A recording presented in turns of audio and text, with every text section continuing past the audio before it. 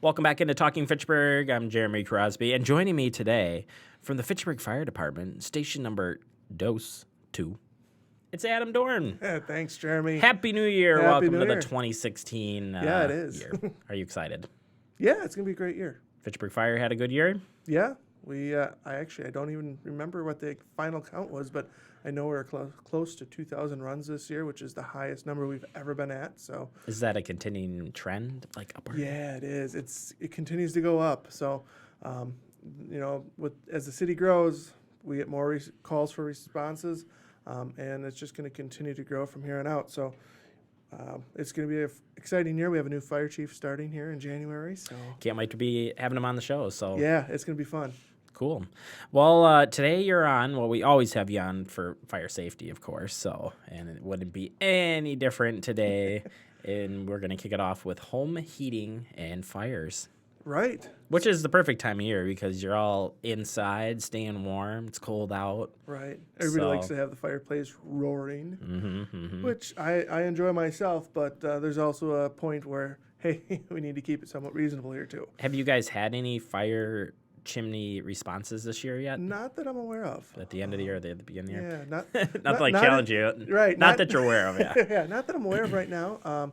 But, we probably have 1 to 2 a year. I mean, it's not real prevalent in Fitchburg, but some of the more rural communities around us, generally, yeah, they maybe go 3, 4, 5 a year. So, all right, well, let's get into the data and the facts about home fires. Yeah, well, it's something that not a lot of people think about with when you heat your home, right? Whether you're using wood fire, or you have a gas furnace or whatever it is, but it's really important to keep your eyes and ears on it because. It is the second leading cause of home fires following cooking. Cooking is by far the first. But home fires actually peak in the early evening hours between 5 o'clock and 9 o'clock at night. Probably if it's wood. Well, it makes sense. People come home after work or whatever the case may be. People come home and the house is a little chilly. They want to stoke the fireplace. They get a little too warm or, normally between 6 and 8 o'clock, that's actually the peak for the fires, and it's this little 4-hour period in the course of a day actually account for 30% of all home heating fires. Really? Yeah. So that's a third of everything that goes on for fires in homes. A third of them is in this hour when it comes to heating related causes. And in January, how out of 100%, right? How many home fires do you think happen in January overall? Nationwide. 100. Not quite. Good guess, though. No, we're looking at 20%. 20% of all the fires happen in January. Generally the coldest month of the year, between that and February. But in June and August, like you would normally figure, hottest time of the year, that's the lowest risk for it. But, most of the times when fires are contained to chimneys or flues or the burn barrels I shouldn't say the burn barrels, but the burning segment of their heating device, right? That accounted for 84% of the home fires.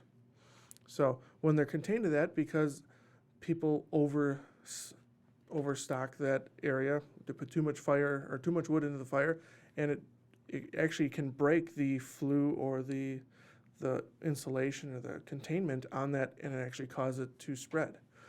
Well, and people should have that, if you think about it, and you're burning over and over and over and over, besides not just the chimney being checked, I mean, you really should think about having that inspected every so often, right? Exactly. I actually just had a company come out and do my own in my house, and we hadn't burned in it since we bought since we bought the house because I said I want to make sure it's good before I burn in it. So. When I asked the gentleman how often should we have it checked, he suggested that we have it done every other year if we don't burn a lot.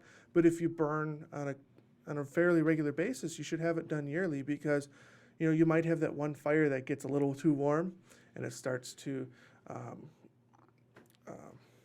Again, split and break and crack and just starts causing you the issues and can lead to some disastrous results really quickly. Yep.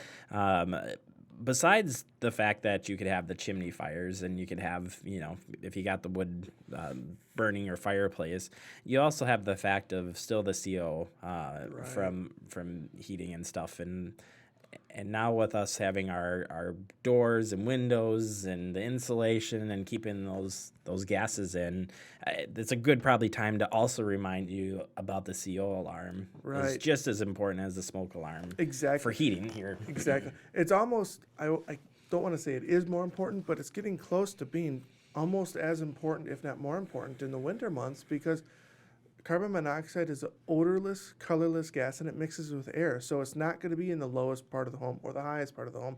It's going to be throughout your entire house. So it's very important to have that working. You check it just like you check a smoke detector. Carbon monoxide detectors are good for about 7 years before you should replace them. And it is required by state law to have one in your home. If you don't, the fire department in Fitchburg, it runs that the fire department may issue a citation. I don't know how it works in other communities, but it's not something that we want to write a ticket for, because we want to make sure that you're safe. So, go out and make sure you have a carbon monoxide detector on each level of your home where there's a gas-fired appliance, a sleeping area, or in the basement area where the furnace is. And finally, real quick, the space heaters, the dreaded space heaters for heating your home. Yeah. I know you guys probably despise of that, or you need to be really cautious about it. But any thoughts on that? Yeah, space heaters are a great tool. They're not supposed to be used for your primary means of heating. And a lot of people, when you get into the poorer sections of larger cities, tend to use those as their primary means because they can't afford to heat a whole house. We don't see that here in Fitchburg very much, but it's still a big important part that we use the space heaters appropriately. We don't put anything within 3 feet of them. Make sure that they're the newer ones, that they have a tip over device. So if they tip over, they turn off automatically. And don't use them for long periods of time. It's a portable heater for temporary use. If it's going to be used if you're going to be in a room that's generally cold and you're going to be there for a couple hours, no big deal. But if you're going to be in that room for days and weeks at a time, looking at other means. Look at other means. Yeah, I have one that you can put in a room, for the temporary piece, and it shuts off after a certain amount of time. It just automatically shuts off. Yeah. And you have to turn it back on. Yep. So to prevent any of that. All right, Adam. Well, we appreciate you coming in this morning and helping us out. Stay safe, and we'll have you back on the show later this month. Sounds good. Thanks, Jeremy. Yep. All right. We'll be right back. It's Talkin' Fitchburg.